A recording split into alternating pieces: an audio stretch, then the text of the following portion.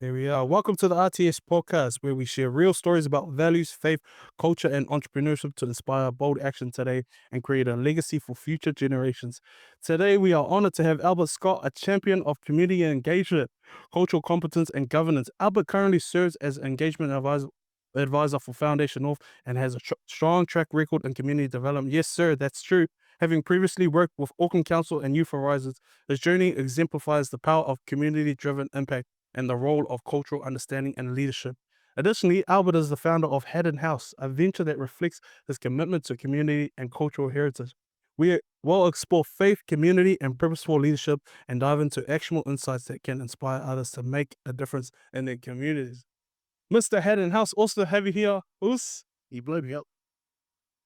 When I was reading, I'll say before, bro, when I was reading, reflecting on our Talanoa today and just what our podcast is going to be about, the name that sums you up, bro, is Mr. Community, right? And I'm sure you get that a lot, bro. So I guess that would be a good place to start.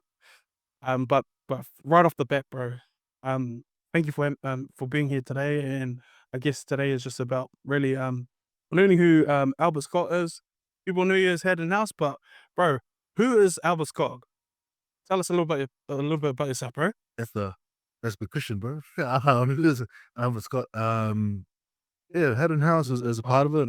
Personally, I'm a father of four beautiful girls under 7. So I always say whatever I do outside of work, or anytime I do work, it's more a little of a break from all other girls. They're pretty hectic. But I love my girls, beautiful wife, husband, and then outside that, man, it's just part of the community. Part of the mining community at the moment. Living there, found his roots there. Yeah, that's basically me, man. Just Awesome. out of the community, got our business. Cool, bro. So you are definitely a girl dad. Yeah, The yeah. yeah. I'm a girl dad myself, a father of 3 girls under 4.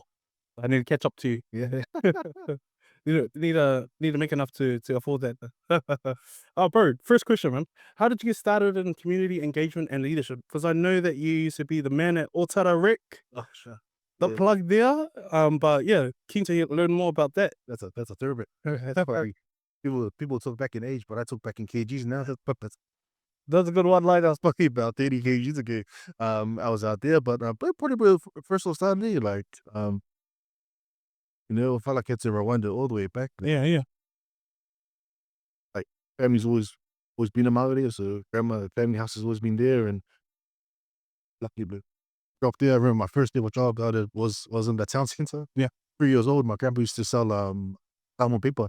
Wow. So Jolly's, if you know Mangade town center, Jolly's is like Jolly's is where I go to get my Is that on the corner? chips. Is the chocolate.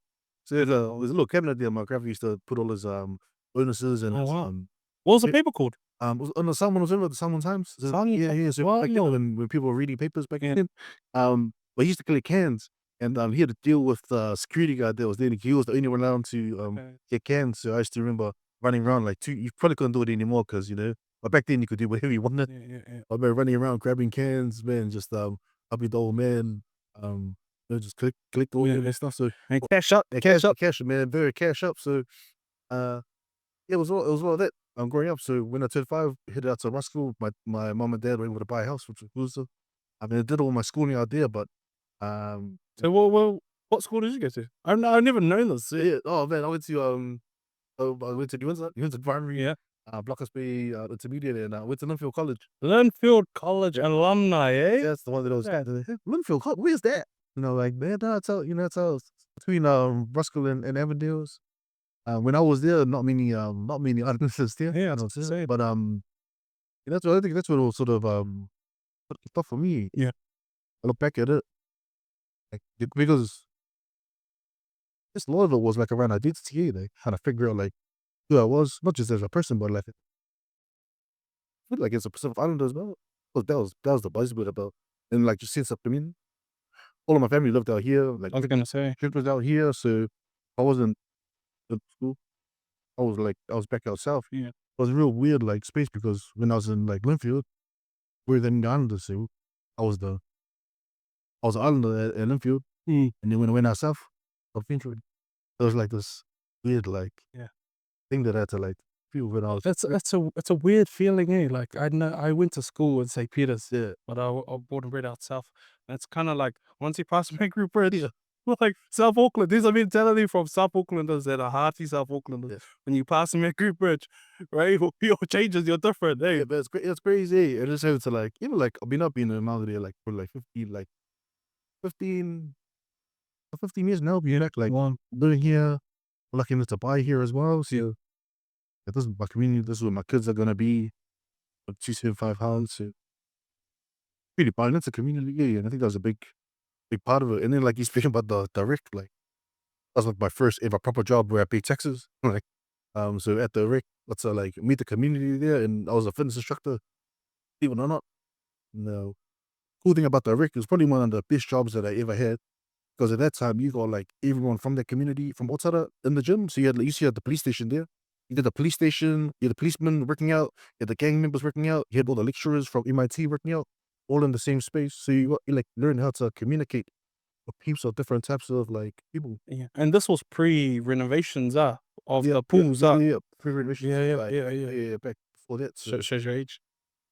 there the, oh no, I was close, it was close. But yeah, so man, that was probably one of the best shows that I had. Just to like and help me like understand community, like think like there's like there's always the perception like outside of in South Auckland community like thinking of it.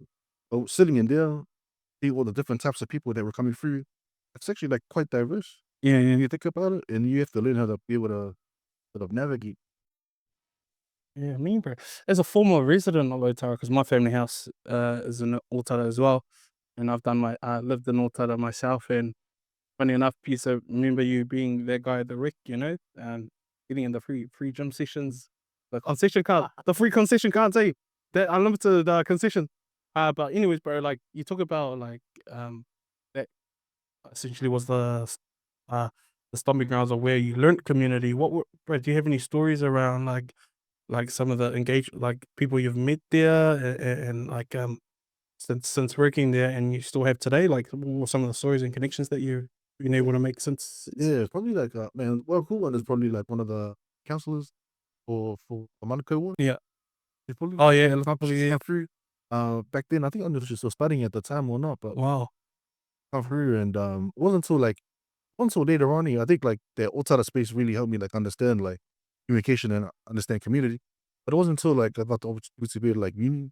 I remember like if I get back like when I came out of high school, I didn't know how I got my uni entrance. Yeah. Or I didn't know how I got through high school in general, but I got through. And I didn't tell many people this, but like I never read a book like like a novel or like a proper book from like start to finish. Yeah. Like even high school. So I remember I got the opportunity through like trainees sponsored me. Oh. They'll give me a scholarship to Oh yeah. the university. So I went out to university and I was like, I didn't know what I was gonna do. I heard a sport Rick and I Yeah. was like, Did you get the Sporting uh a scholarship or yeah, yeah, yeah. oh wow. Yeah, so I got that sport Rick scholarship and I was like, what does this mean? So I'm gonna go do that. Um not knowing that like it's like sports, it's like not even like sport Rick, it's like science. Yeah. I'd never done science since Yeah. like fourth form At AUT. at AUT. Yeah. So it was a full ride, like all good. But man, I quickly got found out. Yeah. Especially that first year, bro. First that first year, Yeah, you do everything. yeah, so I fully like I failed it. Yep. Failed it, and then my dad sent me to Perth, obviously going to work Wow. because they're just supposed to ring after me. Yeah. That was the moment that I found out that labor jobs it's been not for me. Wow. Hands too soft.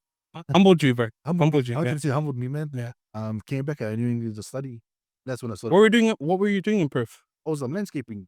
And Linda, You know, yeah. if you did the CM Adventures, I'm up for CM Adventures.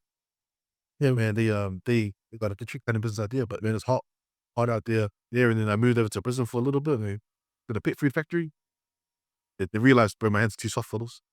And yeah, There's nothing wrong with moisturized hands, but oh man, I think it was too much. So I came back, got into study, and it really like humbled me like physically, but also humbled me in the fact that like man, I thought of my parents. yeah. Parents come over here, well, Yep. come over here, try to make a better living for you, and give us this opportunity. Now I'm like, okay, sweet. But now that I've mucked around over there, just try to make something myself. So when I was at the gym, I was actually did a year at the gym, and then for the full 5 years that I was there, I was actually studying Wow. full time. Yeah. Yeah, I'm studying Full time. yeah, human services. So Wow. doing community service, so really sort of development. So truly understand, like learn the Well, theoreticals. you are Mr. Community. Well, that's what's coming out. Well, wait, at AUT again?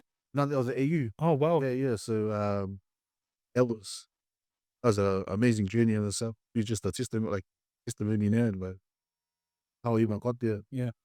Yeah, but yeah. So Yeah, and I guess like growing up and being able to be a part of some of those journeys where I was able to go church with you and now actually learning that and seeing you, because I never knew that you were studying when you were at the Rick, and so since graduating, that kind of I've seen you really excel in your career and community, bro.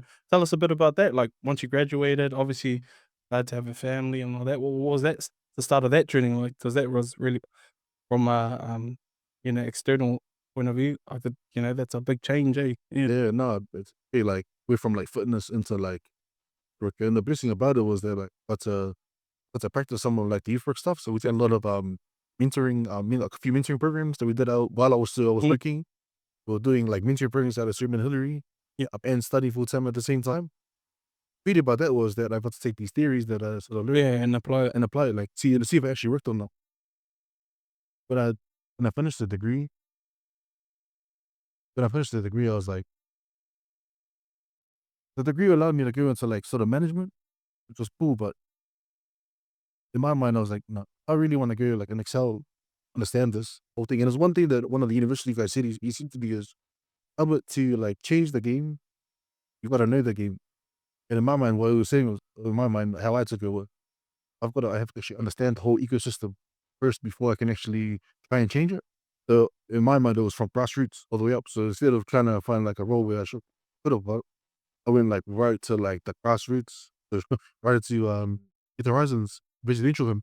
So I did that for a year, and I just really understood like that from a real grassroots level, what community development looked like. Yeah, And then slowly progressed, like went to BIS training, did some counseling, yeah, the BIS training, and then I landed a job at council as a political advisor of outside of Papatoa and Anglican yeah, fields.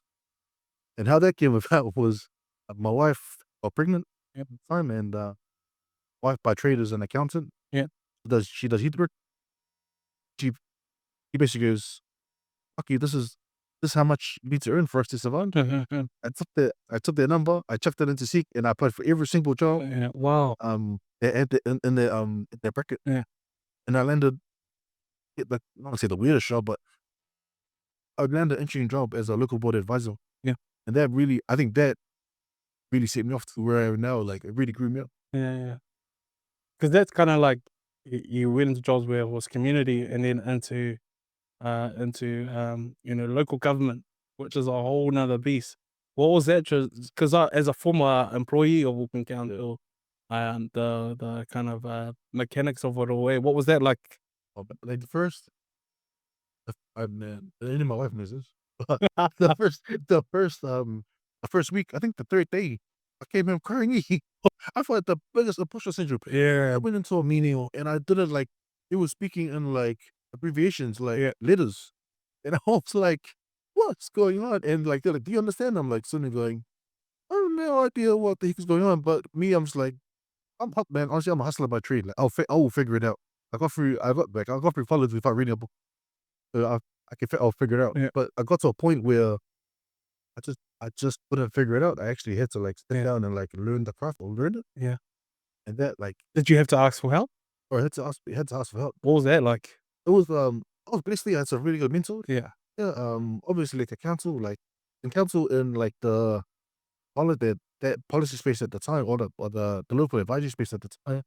Found many people that like you feel a little bit more comfortable if you got like other people that look like you that exactly, yeah, I guess what Linfield taught me, or there, because it's so diverse, it's just sort of it already put into me like, man, like, to really, like, have conversations or feel comfortable with different people.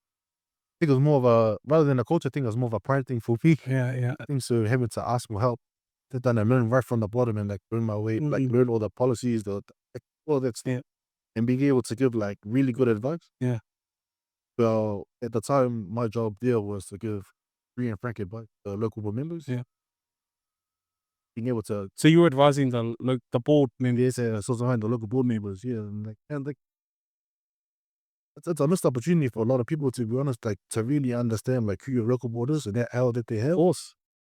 Because I mean, most changes you see are probably done from your local board. That's like that, but that's only learning you'll know if you're in the understand the system or near the system.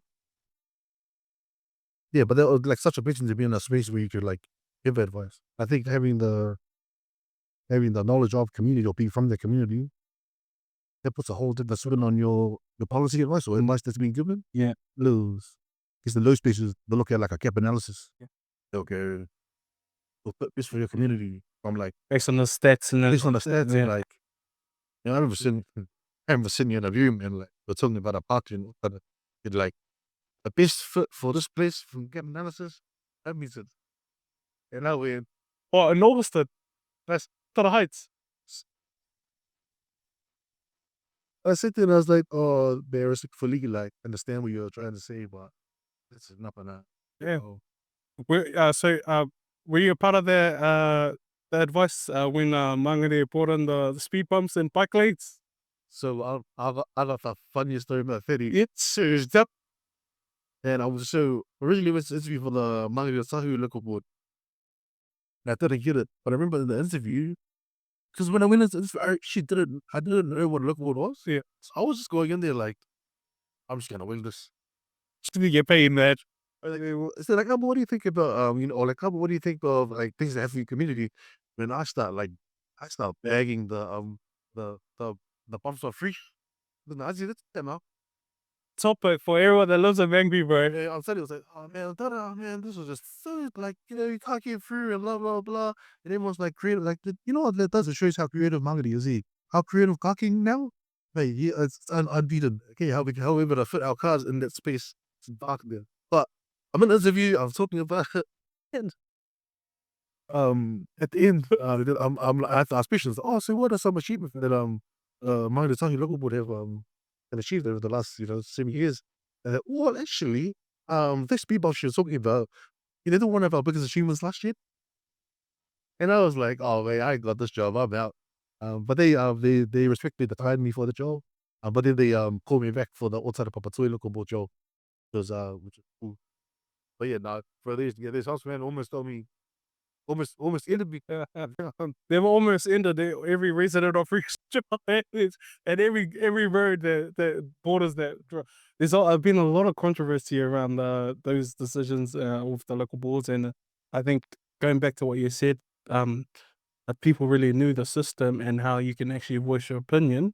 Yeah. The local board members can make a difference, and I think I've been able to experience it. Especially, I think what I've noticed about Otara Papatoi and Mangere Otahu local board members is that they're really active in the community. Especially around this time, you'll see them like the Lota Fulis, and Lorenzo and all of those guys. They're active in the communities, which is important, right? And bro, I want to come back to imposter syndrome because that's been a hot topic in the RTS podcast as of late. Um, like I get what you mean by like coming in from community into a corporate environment, right? What were some of the ways that you were able to get over the imposter syndrome? Because you come from t-shirts and shorts and jandals to collared shirts and all of that. What was that like for you? Was it a fast transition or like? Because I'm sure the listeners here would like to hear how you overcame that. Yeah, I won't say it was a fast transition. Yeah.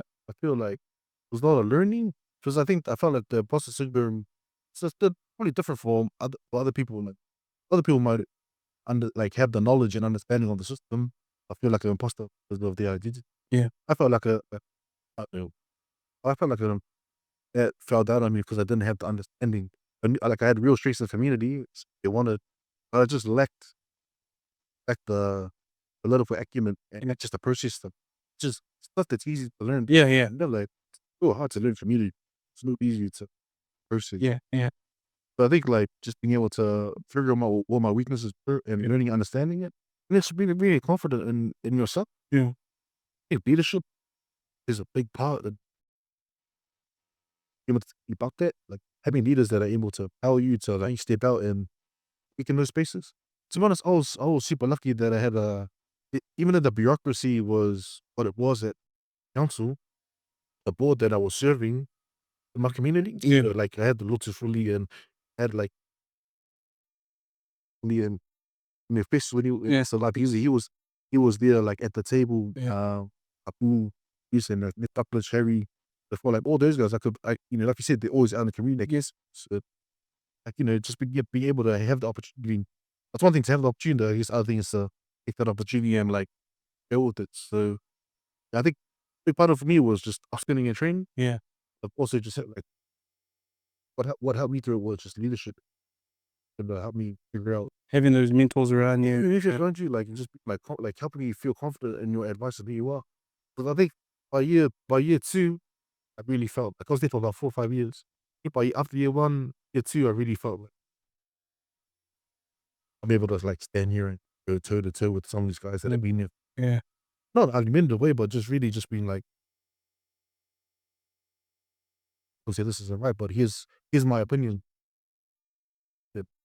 Mean, bro. And that's awesome. I think what I got from that was like first of all having that awareness. Yeah. You identified the weakness areas that you had, and then you were able to learn and do that. And I think that's really important for listeners.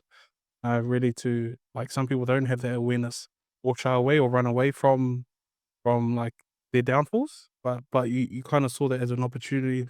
But you also had like you said, leaders and mentors, which is a really important part of growing. Because if you aren't able to see leaders that look like you, it's hard to imagine yourself in those spaces. And I think I get like that sometimes as a business owner. 7 weeks in as a full time entrepreneur, bro. Like last couple of weeks, I've been like, as it's times and like it can feel lonely, bro. Like when you're not seeing other people. And I guess this is the whole reason around the podcast to share stories of people being ambitious and being brave like yourself, and tackling that imposter syndrome. So, bro, awesome value there. Also, I wanted to touch on your faith. Mm. Obviously, you're quite proud about your faith, and you wear that literally on your chest, right? That's awesome too, by the way. Please. But how has your faith influenced your journey and your career and your family? Because there's bound to be times where it would have been hard, but you're really keen to hear that Yeah. from you, bro. That side of you. Yeah, man. I think like it's like real change point for me was my 21st birthday. So they gave my life. I was like, that sort of like changed like Yeah. my whole trajectory in life. Wow. Took me into like the study space and really gave me the heart for community, to be really honest. And, I think like people my age, I had the view of that they had the view of like Yeah. about everything Yeah. that new like we grew up, we grew up with that. But when I started getting into my faith and understanding it, really gave me a heart for young people. Not so much our young people, for our next generation, whoever that might be, like in the stage of life that you Mm. to and like that's huge. Yeah. Like you said, I wear it on my chest. And it really is my filter, man. It's Yeah. like the filter that I see everything through my work. It's my foundation. When I'm in my role, like my faith, be accountable. It just it holds my integrity intact Wow. to be able to do what I need to do. And I think that's where I've been able to build all these relationships and connections and be real genuine of our style. Which Yeah. it's mainly be so man. I used to be a real bad people pleaser. I used to be like, yeah, man, like it's like already, but really like wasn't gonna give up my best. I wasn't gonna help them. Guess what? My face being able to do is being able to really be straight with a lot of people. Yeah.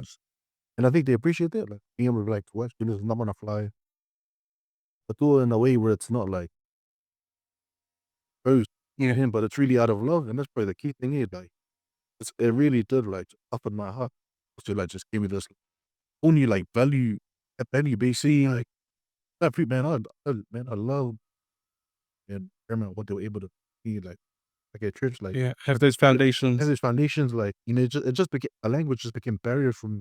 I wasn't able to understand, and that's the where my mom's blessing, be able to move on to another church to be able to grow and build my faith, but I never forsake, like, the amazing, like, dishes that were built to me in so UG, Andy and Shout out to Pepe G. G. Let's there's go. kids out there, but man, the language just became a barrier for me, so I just the blessing was able to move on. Uh, well, and you speak about like a certain age, 21, and that's a crucial age as a young person, right? You're kind of like at the crossroads of where I'm gonna head in life. Was it a moment for you where you like were on your knees and you're like, Lord, give me a sign, or was it a gradual thing as you developed your faith, or, uh, and you started to get more clarity around your purpose, or what was that journey like? I was definitely at a low point, a low point in my and to be honest, my understanding of, like, God and theology wasn't that great, but really was I was just at a real down moment in my life, I just heard this message, I felt like it just fixed me. It's a bit about lordship. I was like, doesn't really like understand it. Mm. But sort of like the preacher went up and he goes, "Oh, call me Lord, Lord, and not do what I say." I said to that way, that sounds like me. I just closed my eyes and then like I opened my eyes and I was at the front with my hands in the air. Wow. But yeah, man, like it's just like that really convicted me and I was like, "Man, so I do it. Do I do that?" And then it just like it just like it's just like a switch change. And I was like, oh yeah. Obviously, like I wasn't like the greatest person straight away, but like something changed in me was like, okay, this make like it makes sense. Like I think that's what kept me in it that like kept me in it the longest. Is like uh faith like one the faith makes sense to me. But after seeing so many like amazing things like come out of it my life, I'm like that's not gonna rock me anymore. I've been battle hardened in a way where like after all these like challenge tribulations in my life. Yeah. But like I sit there and I go, well, you know, God's got best God has the best interest in mind for me. Well, whatever happens, gonna be something greater at the end of it. Yeah, yeah, Whether yeah. whether I do understand or I don't, I wanna be okay. So yeah, man, but here's now working it out. Wow. And man, but not like I said, not perfect, but just continue to grind away. Yeah. I love what you said about like it's almost like being bold in your faith, right? Like not necessarily knowing where you're gonna be heading, but just having faith in God, and that's what's awesome about the God we serve, right? Um, if we really understand like God's plan and what the scripture says, why would we question it? And I find myself when I feeling like an imposter, I say to myself, why am I question? I say to myself, why am I questioning God's plan? Because these are the things that God's implanted and impressed on my head. All I need to do is be obedient. And so the theme for me over the last 7 weeks is like, because I've had a real like mental like journey, like just battle. I feel like I'm boxing myself every day in my head, and it's about you know, staying like holding myself accountable, but like digging into my scripture and being like telling the imposter that I think that I am that, bro, trust in God, and I feel like that's really important about faith, having faith, and when you get those feelings and thoughts, those are not you. The Bible says you're not meant to trust your own thoughts, right? And so, that's been a really, it's really inspirational about what you shared, bro. And I like how you're saying that, like whatever comes at you, you've kind of got the armor, Yeah, the armor. like for like of like the last like sort of like yeah, by the saying like bro, hard work never comes back void. Yeah, Hard work never comes back void. And it's like it freaks me because I'm like I'm the type of person, bro. I will go. I am a man of faith, but I will go through every single option that I need to do yeah, to make something happening. And if it happens, all glory to God. Like thank you for your favor in this. If it doesn't happen, I'm like, hey God, or maybe it's not this. Because at a certain point, it doesn't become about your work. There's just a certain point where it's like, actually, I just need a miracle. Yeah, or I need some like some divine yeah, intervention. yeah. Like, and sometimes it's like, okay, if it didn't happen this way, oh God, what are you telling me?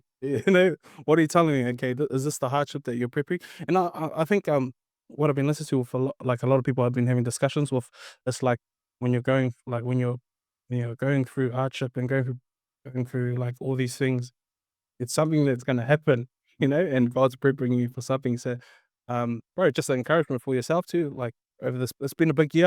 I've been checking in with you throughout the year and been seeing your hustle. Something's going to happen, bro. Yeah. Something's going to happen. But bro, I wanted to lean into kind of the more recent part of your career now. So you come from Mr. Community into local government, then you come into philanthropic lane where the big ballers are, you know? But you also come into Mr. Haddon House and start your business. And so, like, I'm really keen to see how that journey has paved the way to where you're at now, because I can't imagine like you being able to, especially in the philanthropic sector where, it's big dollars being distributed to the community, like a lot of the decisions that had to be made. Really keen to unpack that. Also, how's that journey been for you? Good man. Learning, heaps of learning. I've been in foundation north now for about 3 years now. Yeah. Basically, my job over there is to make sure that groups that are to us for the best foot forward, really, in a nutshell. Interesting space, like it's different than that. So that's another space where I had to like learn it. I thought I knew it, but I really didn't have to really, and just it's whole own like Was it easier this time round, given that you went through the council? I did, Yeah. yeah, like I was able to bring that skill set in, but it was just well, I think also was just learning the process. That's what I need to learn those community based roles. So which I was happy about. At council, I sort of sat behind the scene, make sure that our elected members had like the best advice possible. Just a little bit different. I'm actually facing the community out there. So but in the local space, man, like I chose the space because it was a job I actually chose to do. I actually chose to be council. I wasn't forced not restructured out. Actually, I chose to be council to go for this job, and it's just such a blessing because you be able to. I mean, when I'm in this interview, I told them the main thing I want to do is be able to give access these resources to our community. Hopefully, like the last 3 years, I've been able to. I'll do that, or just be able to give the information out. It's a whole other thing, right? Like also like hard to like, I don't want to say it's hard to engage, but they find it difficult to engage our communities. It's sort of the same thing in the front topic, like being able to engage our community to get out there. This is a part of the mold that they brought in a few years ago was for us to be out there in the community having these conversations. Yeah, but the front topic space is me, man. Like it's just people to Yeah. access it, which is key. Like just putting their name forward, getting in there. Yeah. I think that's a big thing for our communities, right? Is access to information, and especially in a time where it's so easy to get information, where it's like there's one thing having information, but then there's trusted information, Yeah. and I think one thing that you do well, bro, is being their trusted advisor, to people, and so like, what has that been like in that transition in terms of being able to build that rapport and relationship, because that's the value that you bring to an organization like Foundational, right? So, like in terms of relationships, how have you been able to establish that with community, bro? Thanks to that. And good to hear that people are doing a good job on Yeah, that. And honestly, it just comes with to honesty, like genuine connections. Like we don't need a helicopter. Like you've seen a lot of like helicopter in, helicopter out. yeah, yeah. I need people to be honest, like Especially in community, bro. Like, truthful and honest, yeah, bro. Like I remember going out to community, was for the first time with foundation, no, and like the people in the community that I knew, they're like, "I'm gonna give you 3 months of you. After that 3 months, and we'll come. If it's nothing, we're coming for you." And I was like, "Yeah, but I get it. 100%, I get it, man." So, but like just like genuinely like connecting with them and just being honest with them about like whatever situation they're in. It's like they might think they have like the best like initiative out there. My job is to be that critical friend and like question it. Sometimes like if you don't have a relationship, it feels like why are you attacking my yeah, this precious thing that I have? yeah, And really, what I'm trying to do is vividly with the conversation that we have, it's really trying to refine it and help them show them their blind spots, so they're able to get the funding or to be able to be a little bit more sustainable. I guess that's one thing about having thick skin. I remember working in government and similar to you, bro. Like the communities just can throw stones at you, but at the same time can be your best friend. And so it's important. I really like what you said around being honest and transparent. It's the only way. Knowing who you are and being able to take that, but just do your job and not take it personally. It's a really. But, does it take a toll on you though? Because there is like an over demand of for funding. So how do you manage that with the lack of supply of funding available? Yeah, man, it's a good question. Like, it definitely is. I mean, there's a lot of money out there, but there's a lot of need out there as well. A lot of people like competing because it's quite competitive. Yeah. Like everyone's competing for the same money, so it really is like you said. It is just being honest with them about their chances, like, and being able to manage expectations down. Like I said, it comes down to relationship, because and like man, I've come back to my favorite. It's all about like how we attack it. Like if it is out of love, it's genuinely out of love and like wanting them to succeed, then that's gonna come across. If it isn't that, and you're just trying to be like, "That's what I'm telling you," that's gonna come off a certain way, and they're like, "How the relationship and this integrity and honesty and creativity." Those are the key things that are gonna like make me succeed, Mm, or you know, or that I found to be successful. Honest, like mm, out of community, because then you live there. Like I'm not afraid of like my organizations that I work with. I was never afraid of like council or like the nation. mm. I'm more afraid of my community because I live there.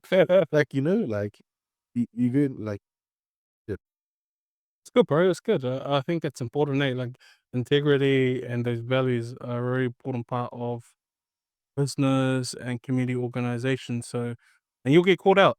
oh, People can call BS, and so, um, and you can, people with a good BS meter will be able to tell it. And so, I guess it's being able to translate that on paper as well, right? On paper, but also have the track record. And I guess that's one of the things I do with some of the groups that I work with now is help them be able to tell this story, but also build a track record and rapport, which is what I learned in dealing with funding. And so, bro, that's awesome, man. I hopefully some of our listeners got some gold nuggets there around the funding side of things. But I want to come back to Haddon House. The main feature of this discussion because uh, um, I'm yet to have a smash burger, which I feel disappointed about. I've been so close to ordering. I'm gonna hopefully the pre-orders are still available for this Sunday's order last drop.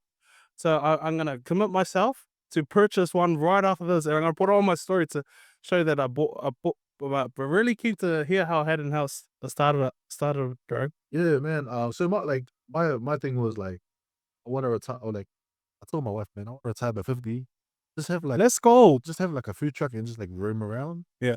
That was and I used to joke around about it because you know, when my dad passed, um, he was like the cook. Yeah. He was Yeah. the ultimate cook. He was cook like and we had the best curry like Oh, something about curry, lamb curry. something about the some I'm half Fijian, half Samoan. Yeah. The dad who's passed away now. He was Fijian. Then my I don't even follow my stepdad. My dad now. I married a lovely Samoan man. Yeah. Yeah. Amazing.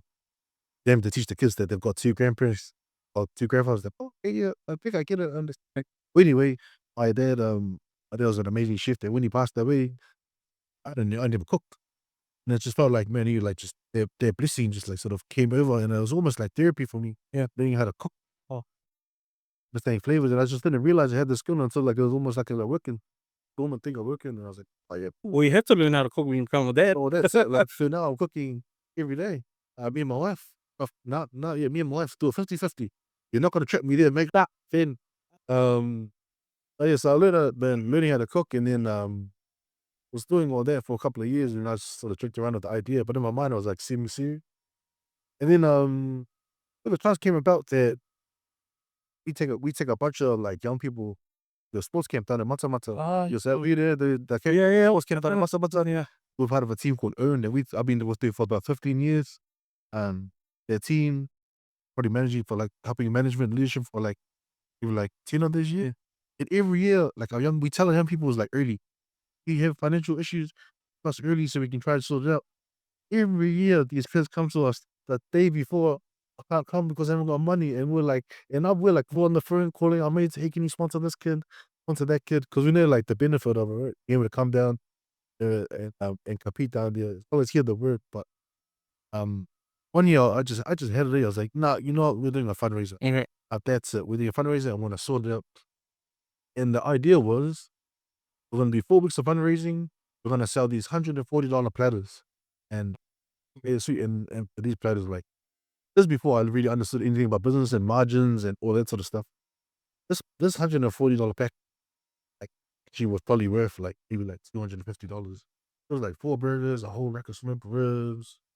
Or these are flash ass Yeah, suppers. like it was like I was like these like massive big supper things. So we were selling those and they were and I was like, oh yeah, sweet, we'll do that. I go to work, I come back, his his Instagram page, all set up. My wife had set up the Instagram page. My sister, a logo was done.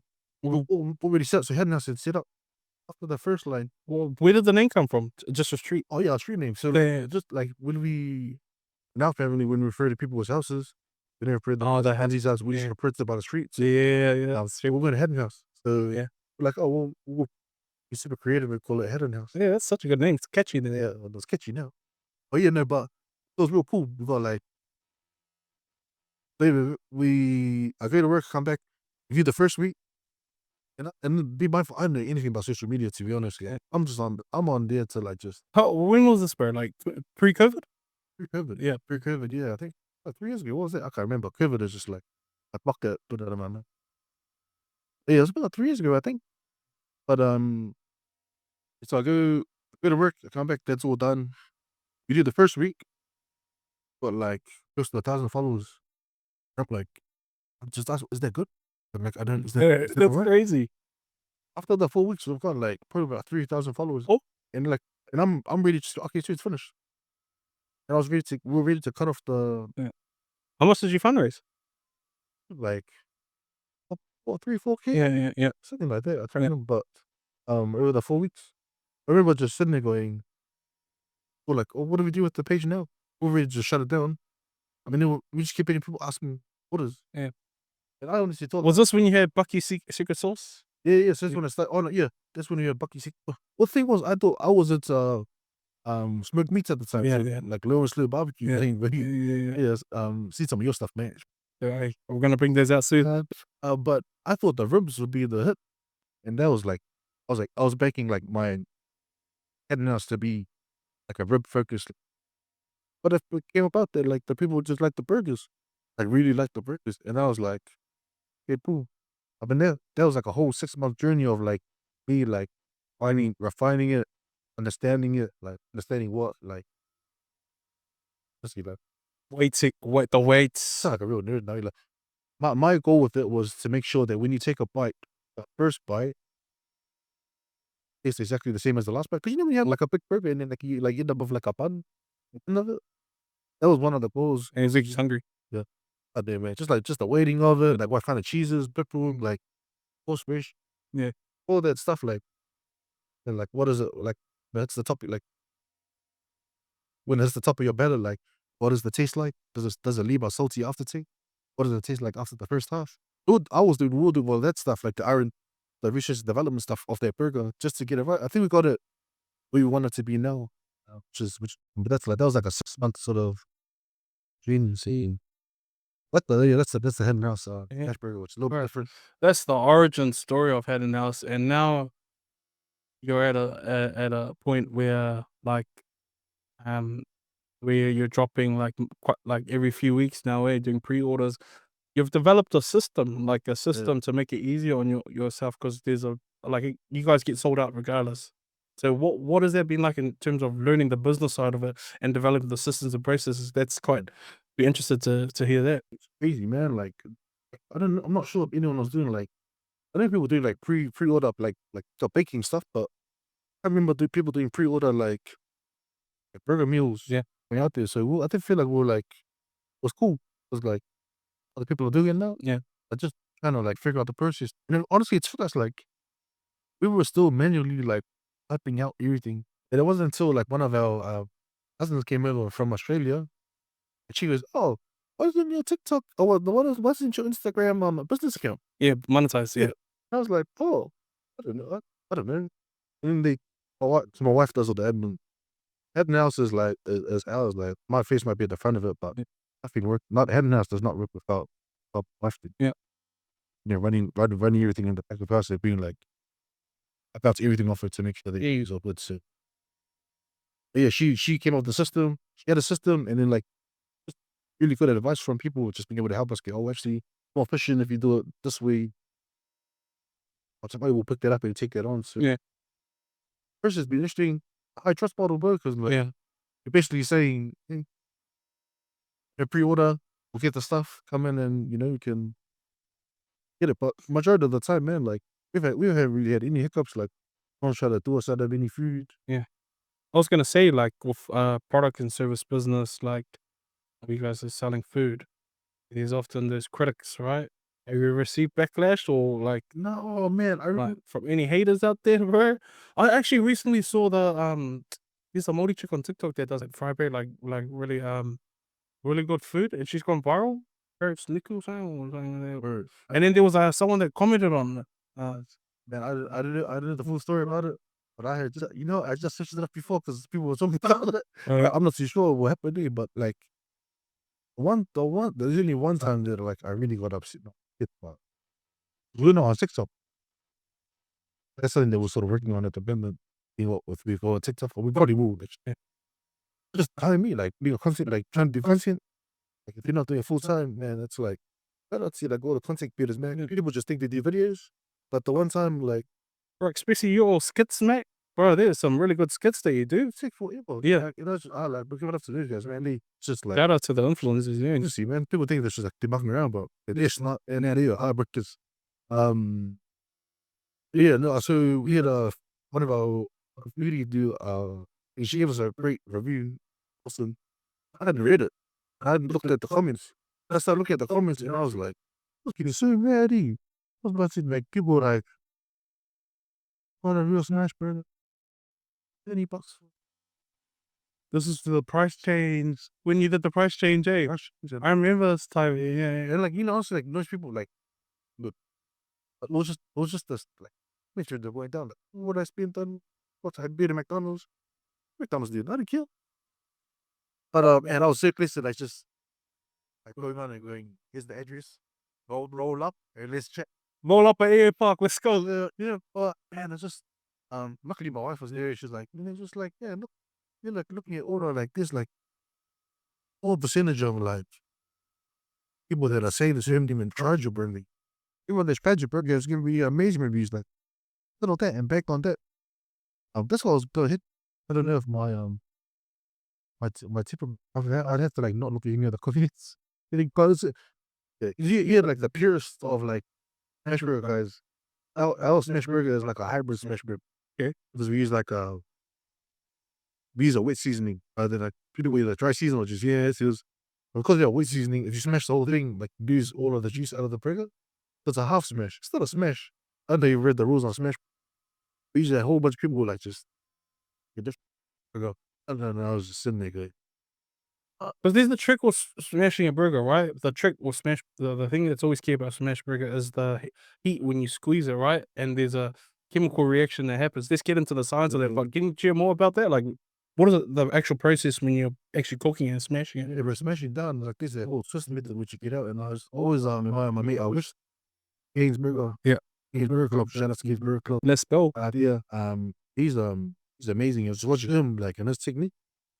Get the caramelization. Yeah, And those are like the traditional ones that's quite flat. Double up the patties and it's really nice. That's the genre of burger, like the tradition. That's beautiful for what it is. Ours is a little bit different. That's all. And when these are a little bit different, of course, not in the traditionalists, like be like, that's not sitting at this. Oh, I know it's sitting at like, I don't care. I don't care. I don't care. Shout out to that guy, bro. That guy's a very hard friend. Facts, man. Yeah, man. We said that a few times. They pressed it here. I was a lot of body already. I just say it to my kids every time now. Like, Daddy, I don't care. Oh, bro, that's awesome, man. And man, that's been awesome to kind of talk about the journey we've had in the house and where we're at the moment. And you was talking about like some of those comments, right? And like the price change, like in business, right? There's always going to be a point where you're gonna have to change your prices because the costs go up, right? And it's really about how you communicate there. And I think those that value your product will purchase it anyway. If they desire the outcome that which is for you, when every bite, what's the saying? Yeah. Every About the bite same, but from start to finish. from start to finish. Yeah.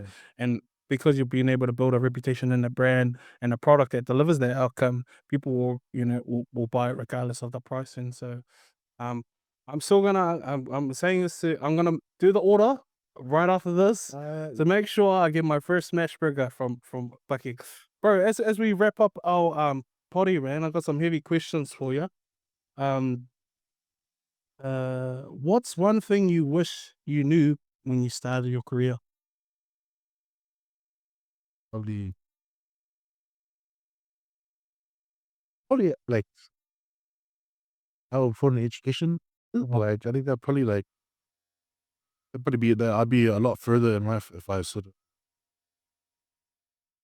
really good addition education stuff. Like, I think my timetables like really well. But like if I had read a book or read more books, like I would more than I do now, I would have been able to build that wealth of knowledge. That was just big positive. Like be and my parents are such hard workers, man. They would be all about our shifts, bro. Just to improve our heads and allow us to have the opportunity. Obviously, I didn't take up the opportunity fully. Mm. And now, because of their hard work, they would like, give that opportunity to my kids. They're able to, like, they're doing like way better than Wow. they're in their like daycare primary. Yeah, I can already see, like, I talked to my daughter, like, going to adult, like last night, we were talking for like, she was talking to me for like 20 minutes while I was doing dishes, holding a conversation. I've never done that when I was the age. It's been like, I don't know what I'd be doing here, but I think just like, yeah, it's not everything, but for me, I think if I like if I just took ones that education, I think I'd be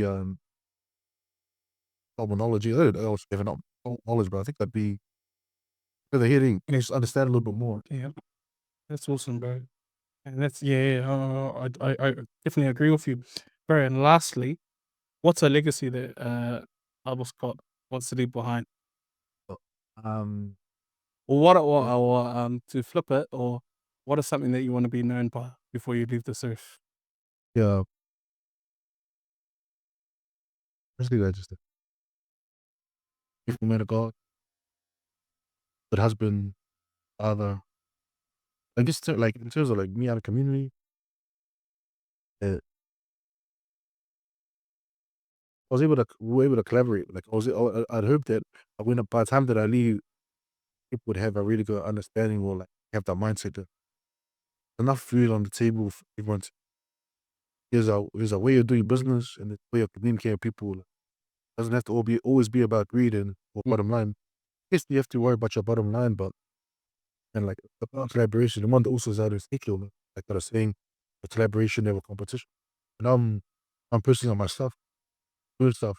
Really, I mean, like I'm always in like basically never in Nike gear or anything like that. Always in like other local businesses gear. So blessed to have all these different other local businesses that are around me that will all work on the same journey together. Like that, like this 65. Shout out to Bits. That's but 65. Like I'm always wearing this cap. You should That's say. this operations. Doubles searches operations on Instagram, but I'm always like it's like the urban AXs, like my biggest enemies. So like big yeah. But I'm always like the people that I surround myself with are always promoting each other. As well as their own businesses. They got their own business plans and all of that, but they all have an understanding that we don't have to be at the bottom of the table fighting for scraps. Enough table for all of us to sit down on the table and be prosperous. Mm. Have enough. I heard like by the end of like I could leave that mindset. Everyone. Wow, man, that's some gems there, bro. But we're gonna call it there. Albert, bro, thanks for your time today, bro. And you definitely dropped some bombs there. And we're gonna hopefully inspire and encourage our community to this is the real Albert Scott. If you haven't listened to him before, I really learned a lot from you too. So just want to say thank you for your time also. And I'm looking forward to collaborating more with you and purchasing some smash burgers. Shout out also appreciate that.